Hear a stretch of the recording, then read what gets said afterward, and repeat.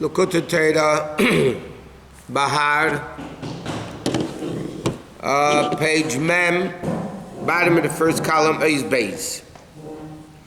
Okay, the Rabbi started the Maimer by asking a good question. The Pasuk, Yisavayah La'aretz. The Pasuk says, you come to the land, you keep Shemittah. L'chayra, first you have 6 years, then you have Shemittah. So he started going off and he explained, Pischuli Achesi Rayasi, open up for me, my sister, my friend. And he says that Knesset Yisrael is always called, but sometimes it's revealed, sometimes it's not revealed. And he explains it's the natural instinctive love. That love has to be revealed like a brother and sister. That level has to be revealed, and it has to be revealed in a way of emes lamite, in a continuous basis, not only at the time of davening. And he says the whole thing is because there's a blockage, and the blockage has to be uncovered. Pischuli, therefore he says, open up to me. Open up meaning there's a blockage of the body of the nefesh habamis, and then through this is what the last thing he's explaining, that through the level of achesi, you come to the level of rayasi. Now he says, is base ubir in rayasi, to explain the level. Oh, but one thing the Alter Rebbe explained before also, achesi doesn't only mean sister, it means like ichush Alexandria, the sewing, the weaving of two pieces together becoming one, which means that the Jew and Hashem become one. So how is that done? By pischuli, by opening up, meaning the blockage of the nefesh habamis, it's a hard of worldly things, you have to open it up. So now it says rayasi. Rayasi literally means my friend. Sometimes it means a wife. But here he says, what's the rayasi? He says it means masha'amar azal Yisrael mefarnis and lavim shebeshamayim. Yidden give parnasa to Hashem in heaven, because rayasi also means a shepherd. Rayasi means friend. It means a wife. Here it means also a shepherd. What do you mean the Jews are Hashem's shepherd? Just like a shepherd feeds the flock, kaviyachol a Jew, we feed Hashem. Like it says in the Parshat, there'll never be a lost soul amongst the Jews. Mimenu daika. What it means is to become connected, to hug the body of the king. So now the question is, the concept is that we hug Hashem. The means like hugging the king, becoming one with the king. So now the Alter Rebbe says, how is it possible that Bechinas Nivra, Yesh V'Davar B'fnei Atzmei, how is it possible that a creation, which is by definition of creation, Bria, is a Yesh Mi'ayin, a separate entity, how is that possible that it could be L'shtabah to hug the God? How is it possible that a neshama, especially in a body, which is a limited, finite creation, how is it possible for that finite, limited creation to hug an infinite, above infinite Hashem? Especially we know that it's removed. Correct. Says in the Zohar like this: Tlas kishim is kashin kachada. 3 knots tie each other up. Okay, it's an interesting thing. The Zohar says, Tlas kishim is kashin da.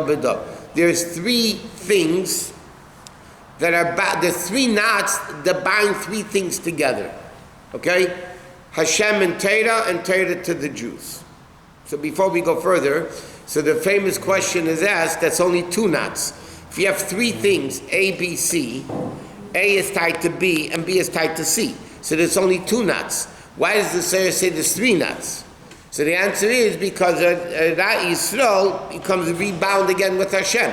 So it's like a circular of Hashem to Torah to Yidden to Hashem. So it's actually 3 knots. He says, what does that mean? Because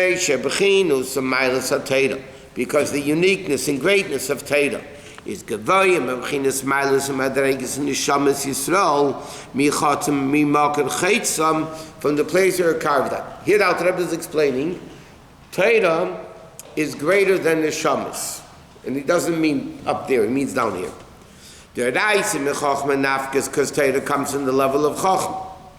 So Torah is greater Then the shamas. Fortune is a neshama that comes to Gan Eden with Torah in his hand. Why? Because Torah is greater than the neshama. If the neshama would be greater than Torah, why is the neshama praised if he fortunate if he comes with Torah in his hand? The neshama doesn't need it. The pearl. So down here, Torah is greater than the neshama. So therefore, down here, neshama in the body needs Torah to open up the blockage to connect yourselves to Hashem. But l'cheira, to understand, so how does Torah connect us to Hashem? Torah gam kim lubeshes binyonim gashmi. Torah is also in physical objects, like tzitzis, tefillin, sukkah. And a lot of monetary issues, you're dealing with liars and crooks and who knows what. So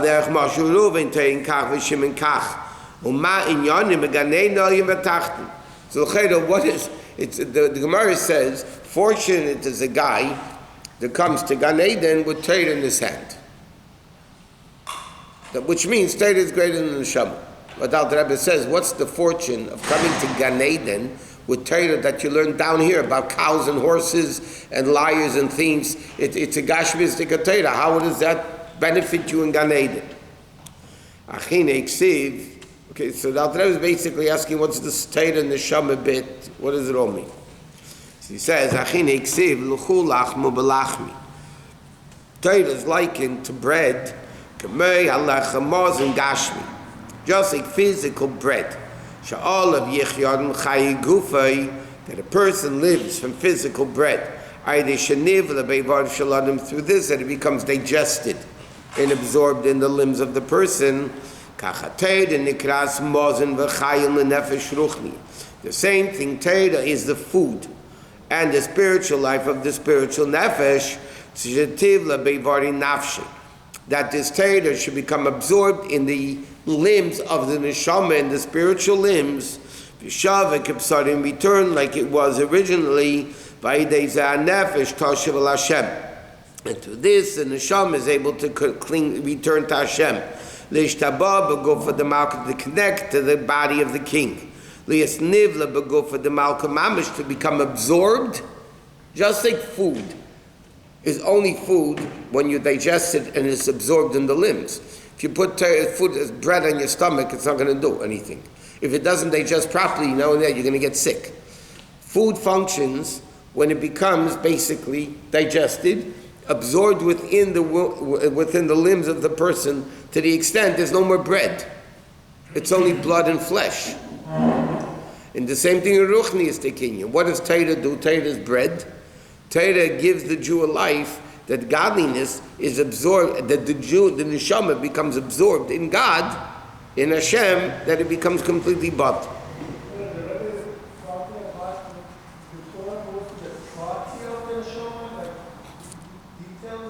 Torah is digested internally, unlike mitzvahs that are makif. That's why King David says Torah is... 1 second, that's the Torah is my stomach. In order for Torah to work, it can be only digested in the head, because that's an intellectual relationship with Hashem. If somebody learns Torah and doesn't bring it down into action, he should have never been created, the Gemara says. That's useful. No.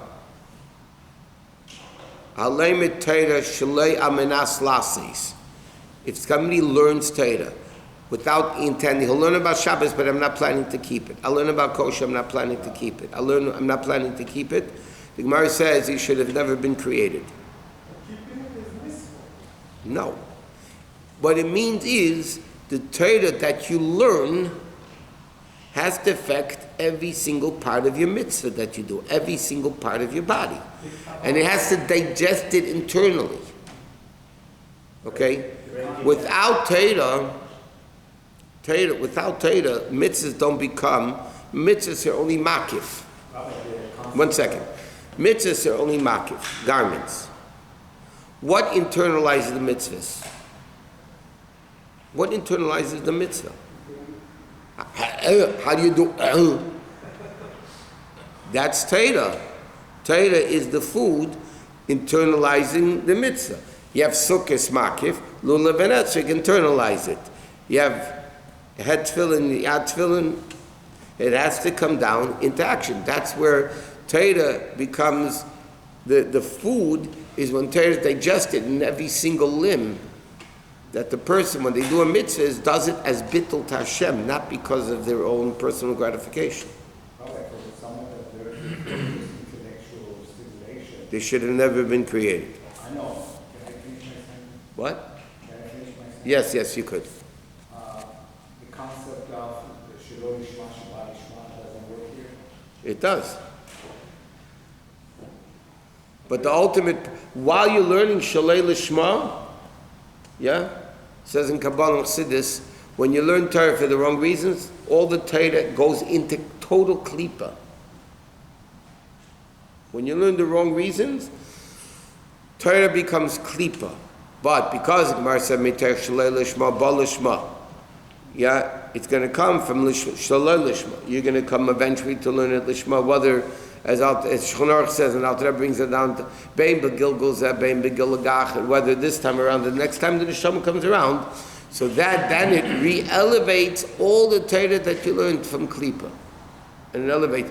But Torah wrong purposes is mamish evil. It's klipa. They do outreach, let's say, in Tel Aviv. And the only way is for them to be interested for intellectual. In Tel Aviv. Yeah, they are doing outreach for people who are, they are interested in intellectually. So should we So say, what's wrong with that? That's what I'm saying. That's exactly what I'm saying. But you tell them... have no interest performing. You're just No. curious. The answer to that is they don't talk to them about intellectual. They talk to them about practicing, bringing down their intellectual into action. That's what the outreach is. No, that's the wrong shita. That's not Chabad shita. That's other organizations. We'll leave it nameless. Love, sex, and marriage, and then you don't talk about tefillin. You don't talk about mitzvahs. Just talk about love, sex, and marriage. You have to start somewhere. You can't go. So I'm saying, so how do you start? Not intellectually. You do a mitzvah. Action binds you. Then, now that you're bound, now you start bringing in intellectual. That's why I say one is right and one is wrong. One connects, one the other doesn't connect. Because you got tell them something. These are such a. Okay, let's go weiter.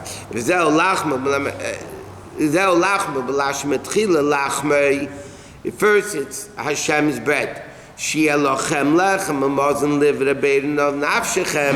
That this is Torah that becomes absorbed in your limbs, and then it becomes v'lachmi in my food. Okay, so the bottom line of Rayasi means by a Jew learning Torah, Torah becomes the food that's digested internally, and that keeps Hashem in the world, and let's just say it keeps the Neshama in the body. Now he says, Ba'avis malachas Shabbos. When the Mishnah says the lamites malachas that are forbidden on Shabbos, it says, it starts with plowing, Zereh HaCheresh, different versions of the Mishnah. Plowing, basically planting, all that stuff. And the Gemara says in Shabbos, Sidura de Pasnokit. It first mentions the order of baking bread. What's the order of baking bread? First you plow, and then you plant, and then you cultivate, that whole thing. Because to make food, bread, that's edible for a person, that it should be absorbed in his body. V'shavik to make it back to in the flesh. You need first to do 4 primary works. You need to plant, you need to grind, you need to knead the dough, and you have to bake it. Right? So now, let's where the Alter Rebbe is going. We're talking about Torah is the spiritual bread for Hashem. Now, how do you bake bread? There's 4 primary things. There's planting, grinding, kneading, and baking. Right? Now, so obviously, in making spiritual bread, you need these 4 things also. You need these 4 avodas to do. He said, "Lahav and arba avodas halol b'avodas Hashem," in order to understand how that works in serving Hashem.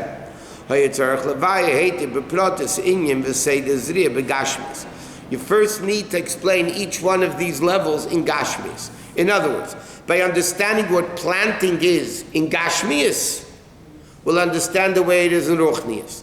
When you want to talk about grinding in Gashmis, we'll understand the way it is in Ruchnius. When you plant a seed of wheat, or you plant a fruit tree, you take seed and plant it in the ground. And then you cover it with dirt. In order for things to grow, you can't just put seeds on top of the ground. You have to loosen the earth, then you put the seed in, and then you cover it. And then it rots and becomes destroyed. Then the power of vegetation that the earth has, then it makes the wheat or the fruit grow. Okay? Then, in other words, like this: you take a wheat seed, you plant it in the ground, it germinates, means it rots. It germinates, and then you put it in the ground, you cover it. Then the seed rots. Then the vegetation power that exists in the earth, because if you plant that on the table, it's not going to happen. Then the vegetation power, the kerchat semech that's in the earth, makes it grow based on that particular seed. If it's a wheat seed, you're going to get wheat. If it's barley, you're going to get barley. If it's apple, you're going to get apple. It's not going to be, okay. And he says, why?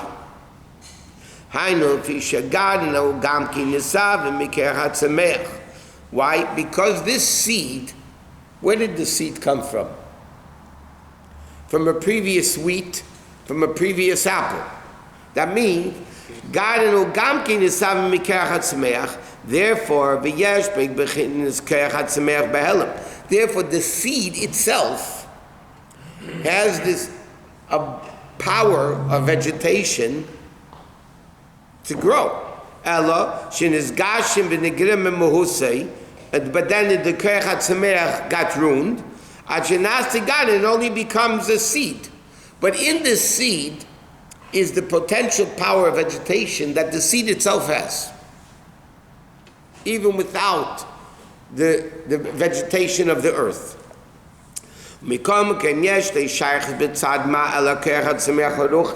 It's still connected to the spiritual power of vegetation. The then when it rots and it gets germinated, then the power of vegetation that the seed has, it's an agricultural lesson here.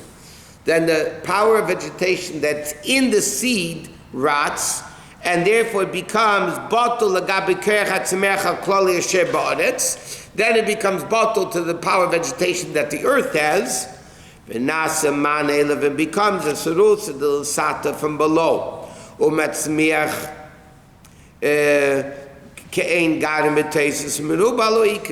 And then not only does it make it grow equal, it makes it grow much more. From a little seed, you get a big tree that can continuously produce. Same thing with human beings. Correct. That's also the seed of man.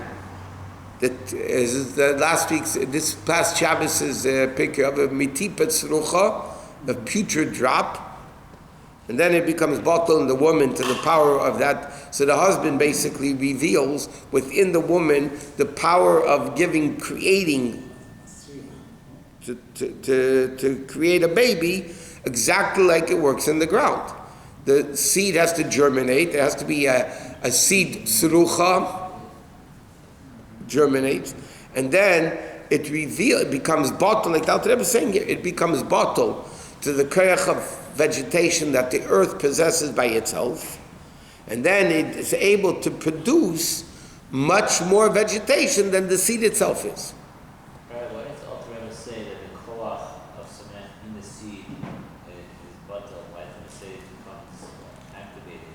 No, because right now in the seed you don't see it. The seed itself, put it on a table, nothing's going to happen. It has a kerech and semech, but that became, so to speak, completely concealed, non-functional. When you put it in the ground, and the ground makes it germinate, because the seed otherwise is not going to germinate, only when it's in the ground. Wet ground. Yeah, well, obviously, you water it, you have to water it. So then it germinates, and then it becomes bottled to the kerech hatzmech. So together with the kerech hatzmech of the earth, it together creates a lot of fruit. Take a seed itself, put it on the table, nothing's going to grow. Because the kerech hatzmech that's in the seed itself is completely non-existent. It's completely behelim, it's not functional. How does hydroponic put it in water? Huh? How does hydroponic work when you put it in seed in water and it germinates? Does the job. Yeah, There's but minerals in there. that's because they put Has to have some nutrients, just water. they put in the water. You can't. It doesn't work with water. They take the nutrients from the earth and put it in there. So the only thing you save is no bugs. But they have to have nutrients from the earth in that water. So again, it's the earth. I mean, that's not for now. But what bracha do you make on those fruits grown in water? Yeah. No, most people say you make adama. All right, it's depending on- Well, yeah, adama right, yeah. Because originally came from the Because obviously, I can't answer the question because I didn't, learn through it, but simply because even the water has the minerals from the earth, nutrients. What? Mushroom is takashak?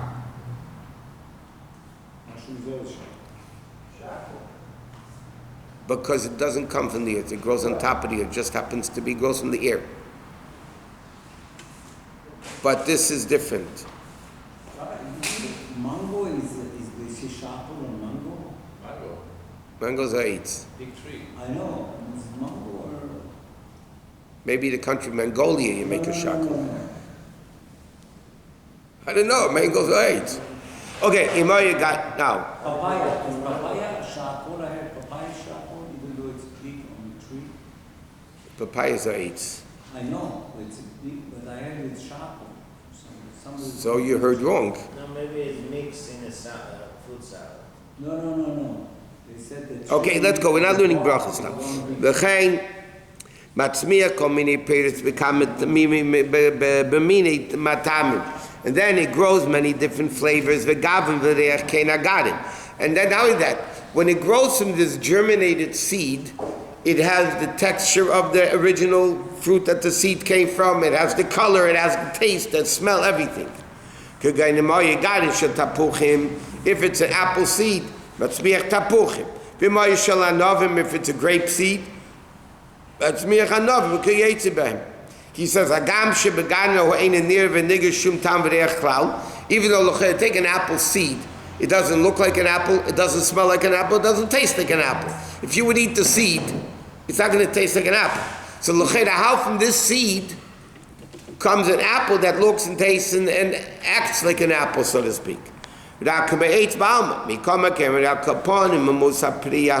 It's still, so to speak, the source of that fruit in the potential of that seed. It has all the tastes and the colors and the smell. It's so limited in the seed. The seed doesn't have a taste or smell or anything. But it's there because if not, how can from an apple seed come an apple? And how can from a pear seed come a pear, an orange seed? If it doesn't taste like an apple, why does it grow only apples? Because in the potential, it's not there openly. You taste it, it tastes like a piece of wood. But the potential is there. Therefore, this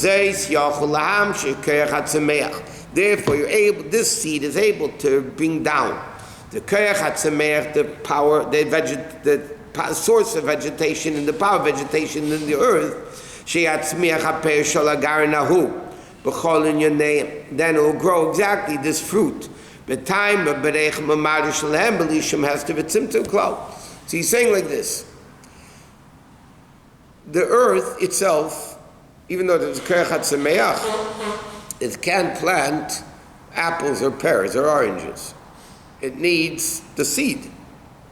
Now what's interesting though, he says, the seed has no taste or smell.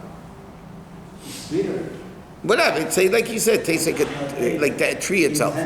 So what bottom line is though, that in this one seed is the entire potential of every part of the apple, meaning taste, smell, color, looks, everything, texture, but it's so concealed. Yet, when this seed goes into the ground, germinates, meaning it becomes bottled to the power of vegetation that the earth has within itself, out comes only an apple. You're not going to get any other tree or fruit from it. Why? Because in that seed is the entire potential of every part of the apple. Where is the ultimate going with this? So far? Now, the Rebbe is explaining if Torah is bread, how do you make bread? Through the 4 basic steps. So he's explaining the 4 steps. He says, Chol ha-moshel is in this physical moshel.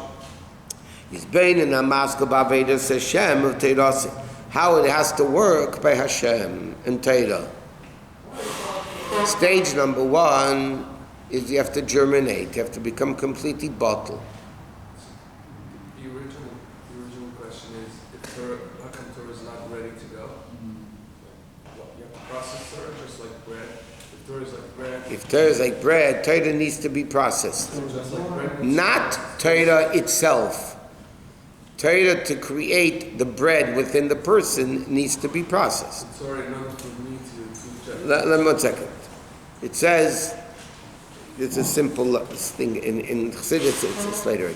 In Chassidus it says that, let's say, I'll give you an example.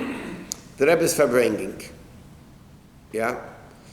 When you're listening to the Sichos, all you could do, if you want to listen to the Sichos, learn the Sichos properly, when the Rebbe is saying it, you can't have any of your own knowledge in there. There has to be complete bittul to hear what he's saying. Then after you hear what he's saying, then you can understand it. In other words, it has to be complete bittul, because otherwise once you start using your head, and there's no bittul, there's already you involved, then you're not going to be able to be makabel that. But that's not what I said when you're learning from a sefer. You learn from a sefer, you don't learn like that. Same thing as learning from a sefer. First you see what he says. Not to start hacking a chaynik before you even hear what he says.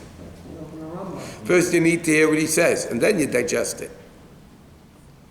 How in the world can you hear what he says if you ask questions without first hearing what he has to say? I'm going to buy you 30 questions. First hear what Abaya says, and then you'll ask the questions.